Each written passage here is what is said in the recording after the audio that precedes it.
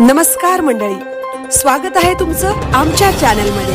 आवाज महामुंबईचा, शोध बातमीचा, कौल मनाचा। चला तर मग आमचे चॅनल लाईक करा, शेअर करा आणि सबस्क्राइब करा। धन्यवाद।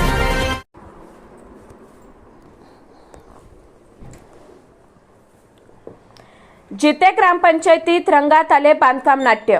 प्रकाश जाधवांवर एकतर्फी कारवाईचा ग्रामसभेने रोखला पाऊल।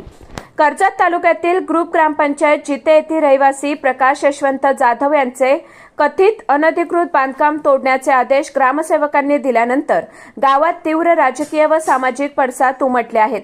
मात्र या एकतर्फी कारवाईला नुकत्याच झालेल्या ग्रामसभेने जोरदार आक्षेप घेत एक महत्त्वपूर्ण ठराव मंजूर केला आहे।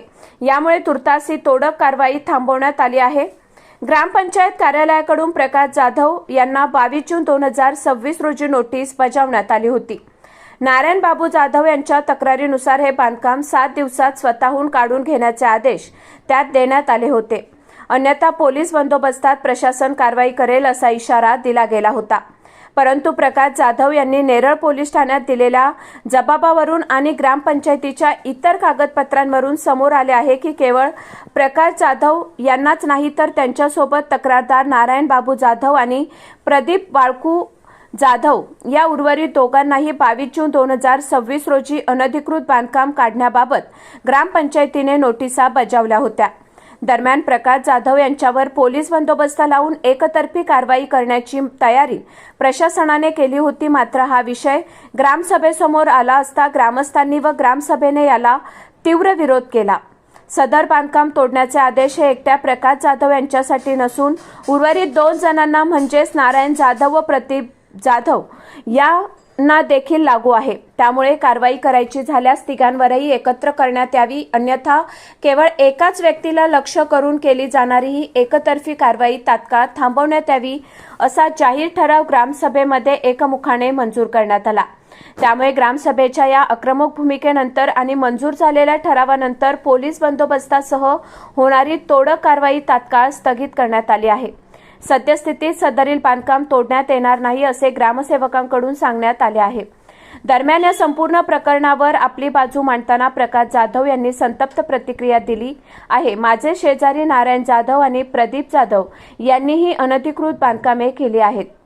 त्यांनाही ग्रामपंचायतीने नोटिसा दिल्या आहेत, परंतु त्यांना अभय देऊन केवळ मलाच राजकीय द्वेषातून टार्गेट केले जात आहे। प्रशासकीय अधिकाऱ्यांना हाताशी धरून जाणीवपूर्वक माझेच बांधकाम पाडण्याचा हा डाव होता असा आरोप जाधव यांनी केला आहे। तसेच यामागे कोणता राजकीय हेतू आहे आणि कोणाचा दबाव आहे याची सखोल चौकशी वरिष्ठ पातळीवर व्हावी अशी मागणी त्यांनी केली आहे। या वादामुळे जिते गावातील राजकीय वातावरण चांगलेच तापले असून आगामी काळात प्रशासन तिघांवर एकत्र कारवाई करणार की हा वाद अधिक चिघळणार याकडे संपूर्ण ग्रामपंचायतीचे लक्ष लागले आहे। आवाज महामुंबईचा चॅनलसाठी संतोष पेरणे, कर्जत। ग्रामसभेमध्ये असा निर्णय झाला की तिघांवर कारवाई केली जाईल। सदरची कारवाई थांबवण्यात आलेली आहे असा ठराव झालेला आहे। आणि जे काही निर्णय घेतात तेच सरपंच आणि ग्रामसेवक घेतात। आम्हाला याबद्दल काही माहिती नाही। या कारवाईच्या विरोधात आम्ही आहोत। ह्या कारवाईच्या विरोधात आम्ही आहे। हीच कारवाई तर तिघांवर करण्यात यावी, नाही तर कुणावरतीच करण्यात यावी।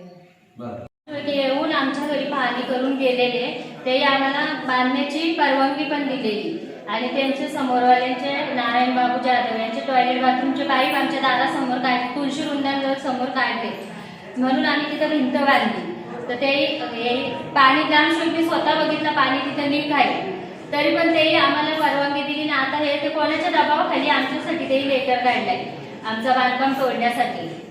याचा आम्हाला ते कोणाच्या दबावाखाली करत आहे याचा आम्हाला हे पाहिजे, न्याय पाहिजे, नोटीस काढून पाहिजे।